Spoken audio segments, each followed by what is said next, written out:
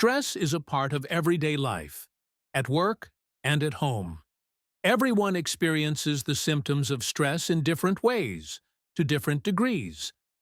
This video will cover just one example out of countless others, and we'll return to the main later. Stress for you might mean not being able to get back to sleep, or becoming a little snappy and irritable with yourself. Or perhaps you are more easily overwhelmed, and when you're stressed, your head feels full. You worry most of the time, and you're constantly on edge or in a low mood. When stress is extreme, it can involve swings in mood, feelings of depression, flashbacks of upsetting events, and being excessively self-critical.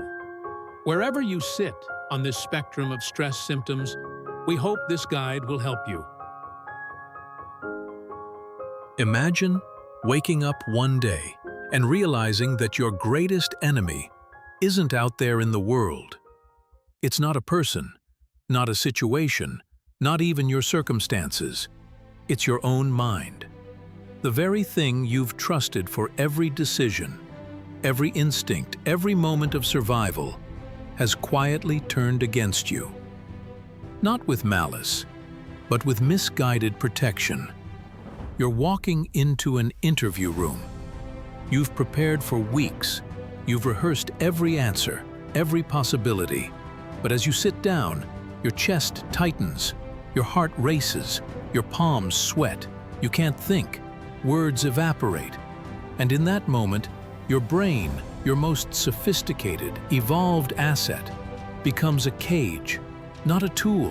Why? Why does the mind, in the very moments it is needed most, falter? Why, under pressure, does it feed you worst-case scenarios, summon ghosts from past failures, and throw you into spirals of fear and self-doubt? Why does it shut down when life demands clarity, focus, and strength? It's a betrayal, a beautifully orchestrated betrayal. And it doesn't just happen in interviews. You felt it when someone you love confronts you. You felt it when facing the unknown. You felt it when standing on the edge of change, about to leap, but held back by a voice that says, "What if you fall?" That voice, it's not a stranger, it's yours. Now consider this. What if your mind isn't malfunctioning under stress? What if it's doing exactly what it was designed to do, but for a world that no longer exists? What if, in the face of modern chaos, your ancient wiring is reacting like it did when danger meant predators and exile, not deadlines and self-doubt? What if the very system meant to protect you is trapping you? And here's the deeper paradox. We live in an era that glorifies logic, intellect, and consciousness. We're told to trust our mind, to stay calm and think clearly. But how can we trust something that becomes unreliable under pressure? How can we be free if our freedom is chained to a mechanism that misfires in the very moments that matter most? Here's the truth no one wants to admit. Your mind isn't always your ally. It's a brilliant liar, a master manipulator, an anxious storyteller spinning tales of doom under the illusion of preparation. And you believe it. Because the voice comes from within, and we're taught, since childhood, to listen to that voice, to follow it, to trust it. But what if that voice isn't you? What if stress reveals not your weakness, but the cracks in a system you never chose? A system inherited from millennia of survival instincts, now misfiring in a world of artificial light, information overload, and social pressure. Think about it. Why does your mind rehearse the worst, not the best? Why do you feel paralyzed, not energized, when facing opportunity? Is stress the problem? Or is your interpretation of it, wired deep into your nervous system, the real issue? And if your mind is capable of betraying you, who are you really? The thinker or the thoughts? The watcher or the storm? Pause here. Sit with the discomfort. This isn't about anxiety. It's about the nature of consciousness itself. It's about how evolution built a mind that was perfect for surviving the jungle, yet leaves you drowning in fear while scrolling through your phone. So what now? Do you fight the mind? Can you override it? Or must you understand it deeply, radically, painfully, before anything can change? That's what we're here to uncover. But before we do, ask yourself this. If your mind isn't broken, but simply outdated, what else about your identity, your thoughts, your emotions, are illusions you've mistaken for truth? Welcome to the quiet war between your biology and your becoming. Let's begin. We're taught to believe that our mind is our most powerful ally, capable of reason, logic, and problem-solving. And under normal circumstances, it is. But what no one tells you is this. The very tool that helps you survive is the same tool that might sabotage you when you need it the most. Under stress, your mind doesn't just malfunction, it betrays you. But why? Let's trace the roots, not just to modern psychology, but to the philosophical foundations of human suffering and the architecture of consciousness itself. Stress is not a modern invention. Long before deadlines, phone calls, or social media notifications, stress had a purpose. Evolutionarily, stress was a signal: fight or flee. It was about lions in the grass, not emails in your inbox. When the amygdala senses danger, it overrides your higher thinking, shutting down the prefrontal cortex, the very part of your brain responsible for reasoning, planning, and emotional regulation. So in stress, the most human part of you, the part that makes complex decisions, controls impulses, weighs consequences, gets unplugged. And the most primal part of you takes the wheel. Herein lies the betrayal. Just when you need clarity, you're fed chaos. When you're expected to rise, you're dragged into regression. You feel the surge of cortisol, the pounding of your heart, and suddenly, the room gets smaller, your breath gets shorter, and your vision, both literal and metaphorical, tunnels. The Stoics, like Marcus Aurelius, knew this well. You have power over your mind, he wrote, not outside events. Realize this, and you will find strength. But what happens when the mind itself becomes the battlefield? What happens when the attacker is not out there, but inside? Carl Jung explored this inner chaos, calling it the shadow self, the repressed, denied, and unconscious aspects of the psyche. Stress cracks the surface. That's why stress feels overwhelming. It's not the event itself, but the narratives it unleashes. You're not just scared of failing a test. You're haunted by the belief that failure means you're worthless. You're not just nervous about the presentation. You're battling a childhood voice that told you to stay small and silent. Viktor Frankl, a Holocaust survivor and psychiatrist, wrote, "Between stimulus and response, there is a space. In that space lies our power to choose our response. In our response lies our growth and our freedom." But stress collapses that space. It turns stimulus and response into a reflex. You scream, you withdraw, you panic, not because you're weak, but because your nervous system thinks it's protecting you, and often it's protecting you from a ghost. Freud believed that the mind represses traumatic memories to protect us, but those buried memories aren't dead. They wait. They surface in moments of vulnerability disguised as irrational reactions, emotional overreactions, and physical symptoms. You get angry, but the anger isn't about now. You cry, but the tears are older than the moment. You freeze, and you think something's wrong with you. But what if stress doesn't just make you feel bad, it makes you relive unprocessed pain? This is where Nietzsche's insight burns through the fog. He who has a why to live can bear almost any how. Stress becomes unbearable not because of the stressor itself, but because you lack a why, a purpose that holds you up when everything else is pulling you down. But here's the irony. Under stress, the very thing that gives you meaning is often forgotten. You become consumed by the immediate, the urgent, the pain. You no longer ask, "Why is this happening?" but instead shout, "Why me?"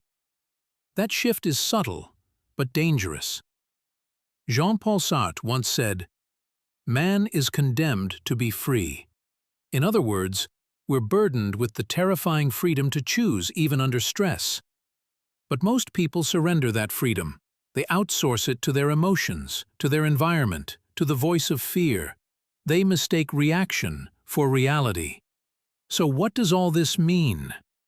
It means your mind is not a neutral observer, it is a storyteller, and stress makes it a dramatic, catastrophic, worst-case scenario novelist.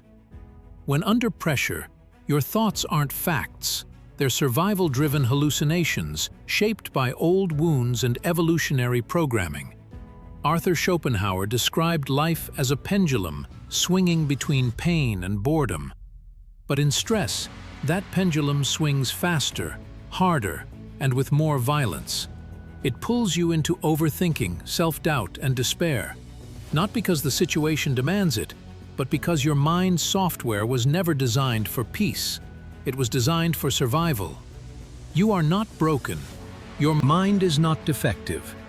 It's simply operating on an outdated operating system, one built in caves and jungles, now trying to survive in concrete cities and virtual worlds. And this mismatch is the root of the betrayal. But that betrayal is not total.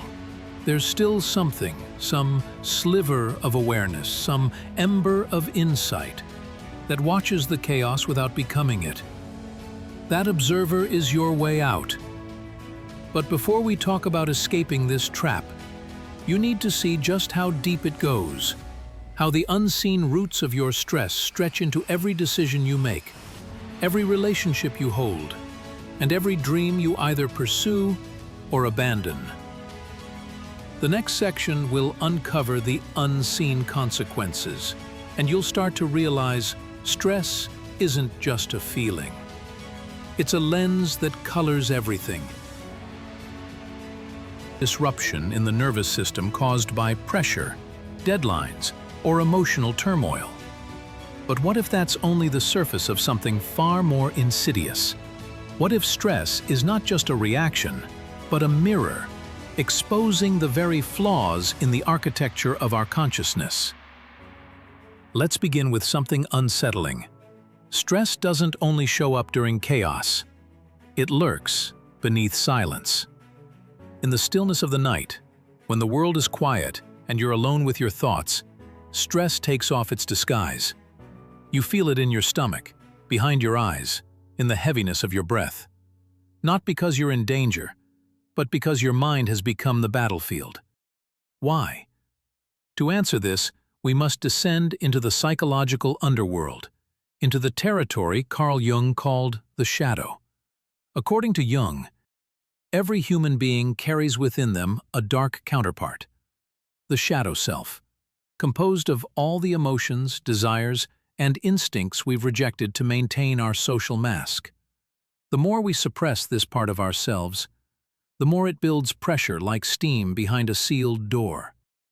And stress? It's the leak. It's the scream of the suppressed self, trying to tell you something vital.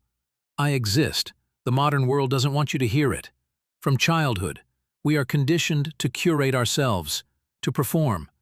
You must be good, productive, emotionally stable, and most dangerously, normal. These roles, reinforced by culture, religion, school, and media, tell you who you're allowed to be. But here lies the paradox. The more you conform, the more you fragment. You divide yourself into pieces, the mask you wear, and the self you abandon. The philosopher Jean-Paul Sartre called this self-deception bad faith. When you pretend you have no choice. When you let society sculpt your identity instead of facing the anxiety of freedom. And under stress, this false self begins to crack. You see, your mind isn't betraying you when you're under pressure. It's revealing you. It's pulling the curtain back on how fragile your internal narrative truly is. This is why people crumble in moments of high stakes, not because they're weak, but because their identity has been built on sand. Stress becomes unbearable, not due to the situation itself, but because it threatens the stories you've spent your whole life protecting. Arthur Schopenhauer believed that suffering was not just inevitable, it was foundational. He wrote that life swings between pain and boredom, and the tension between the two is what creates meaning. Most people don't realize it, but under stress, we're not only battling the present, we're also haunted by the ghost of meaninglessness. Your stress at failing the exam, the breakup, the public speaking, those are just surface layers. What you're really feeling is your mind whispering, and if you've stayed until now, thank you. Not just for watching, but for thinking, for questioning, for sitting with something uncomfortable instead of scrolling past it. Most people won't. But maybe you're not like most people. This space was created for minds like yours, curious, restless, unwilling to accept shallow answers. So if this spoke to you in any way, you're welcome to stay, to subscribe, to keep walking this road with us one idea at a time. Until next time, take care of your mind. It's the only place you truly live.